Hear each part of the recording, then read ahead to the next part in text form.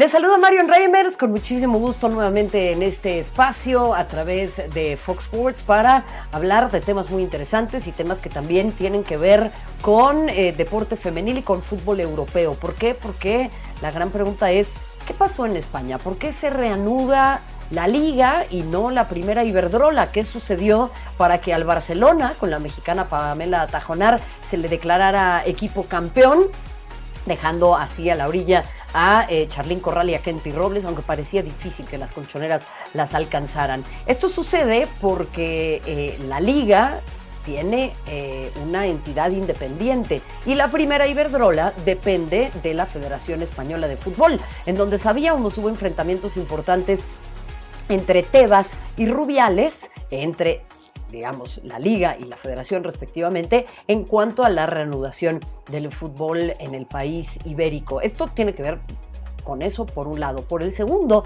parecía complicado que ya con el acuerdo colectivo de trabajo que se había firmado y que había llevado a una huelga en España, se reanudaran todas las fechas posibles y que además pudiera subsistir algunos clubes, porque hay que recordar que este acuerdo colectivo de trabajo ha beneficiado a las futbolistas, pero iba a costarle trabajo a algunas entidades poder mantener sueldos que ahora son más elevados. Y ojo, qué bueno que los sueldos se hayan elevado, porque una vez que se reanude el torneo en España, las futbolistas van a tener mejores condiciones. ¿Y con qué más tiene que ver? Bueno, con una desatención, como sucede en muchas otras ligas, en muchos otros destinos, en donde desafortunadamente la carga la tienen que volver a llevar quienes se desempeñan en el deporte. A inicios del siglo XX se hablaba de la preservación de la feminidad, luego se empezó a hablar de cuestiones políticas, ahora se habla del mercado, pero excusas siempre existirán. Así que en ese sentido, en España se ha tomado esta determinación y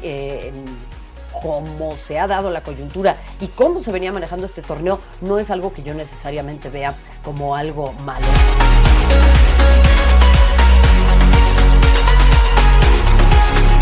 En cuanto a la Champions League, bueno, ahí sí hay grandes esperanzas de que se reanude el torneo, al igual que sucederá en la rama varonil. Sería un escándalo que la UEFA únicamente reanude el torneo de hombres, así que se espera la participación de equipos contendientes, de un Olympique de Lyon, que siempre es aplastante, a ver qué es lo que pueden hacer otros como el Barça, que se quedó a la orilla la temporada pasada, el propio Bayern, que quedó eliminado en semifinales, y así sumando algunos equipos importantes en el continente, la Bundesliga, y al igual que en la rama varonil, con una ventaja importante, porque hay que recordar que en Alemania sí se reanudó el fútbol de mujeres y otra vez veremos en acción a grandes figuras como Pernille Harder, por ejemplo, con el Wolfsburg.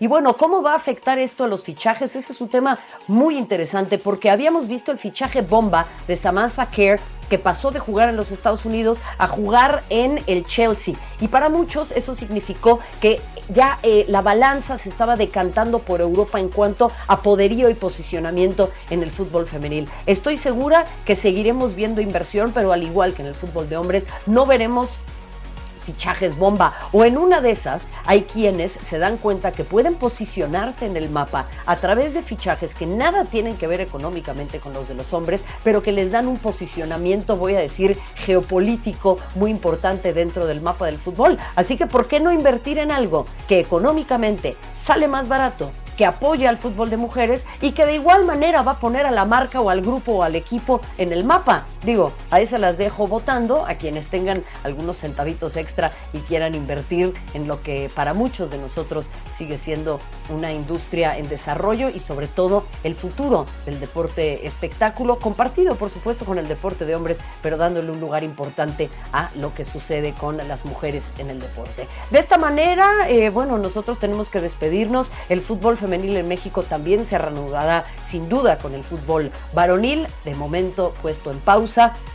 Algunos equipos sufriendo mucho, como suele serse la costumbre, pero otros tantos también acompañando a sus futbolistas a que todo esto, bueno, pues desemboque en un buen lugar. Yo les mando un muy fuerte abrazo, quédense en su casa y sintonicen los distintos espacios informativos de Fox Sports. Nos reencontramos en cualquier instante.